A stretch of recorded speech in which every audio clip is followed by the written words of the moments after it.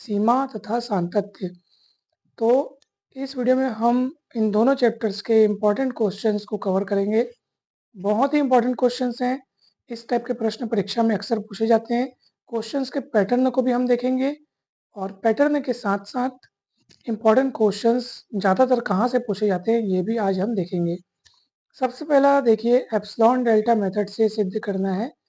तो ये 2 सवाल हमने यहाँ पे नमूने के यानी कि सैंपल के तौर पर आपके पास यहाँ पे लिख रखे हैं और ये दोनों सवाल भी परीक्षा में पूछे गए हैं। परंतु ये आवश्यक नहीं कि यही सवाल फिर से आए, आ भी सकते हैं, नहीं भी आ सकते हैं। तो बताने का मेन उद्देश्य ये है कि आपको एप्सिलॉन डेल्टा मेथड को अच्छे से तैयार करना है, क्योंकि इससे एक न एक क्वेश्चन अक्सर पूछे जाते हैं। तो इस मेथड से बनने वाले अनेक सवालों की आप प्रैक्टिस करके जाएंगे। अब बात आती है चेक द कंटिन्यूटी, यानी कि आपको कोई फलन दिया होगा और किसी बिंदु पर उस फलन के कंटिन्यूटी अर्थात सातत्य की जांच करनी है।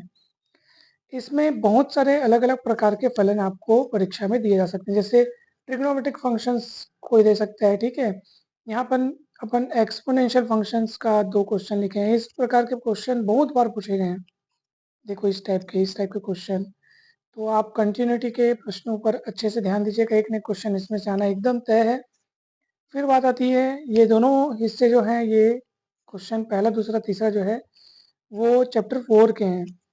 अब अपन देखते हैं चौथा क्वेश्चन से लेकर के। तो इसमें आप देखेंगे कि अवकलनीयता अर्थात डिफरेंशियबिलिटी वाले चैप्टर से ये क्वेश्चन लिया गया है। तो ये क्वेश्चन काफ़ी इंपॉर्टेंट है, पूछा गया परीक्षा में और इस प्रकार के अनेक सवाल आपके परीक्षा में आ सकते हैं। जैसे इस टाइप का देखो, ये कुछ अलग टाइप के सवाल। फलन f x is equal to mod x plus mod x minus 1 की सांतत्यता का परीक्षण करो अंतराल -1 to 2 में, ठीक है।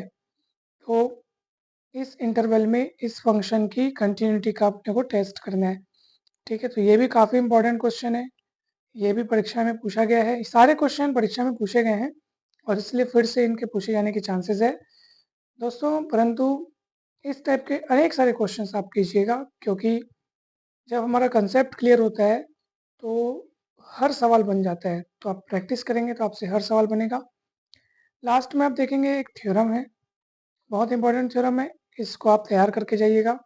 प्रत्येक अवकलनीय फलन संतत होता है किंतु विलोम सदैव सत्य नहीं है। यानी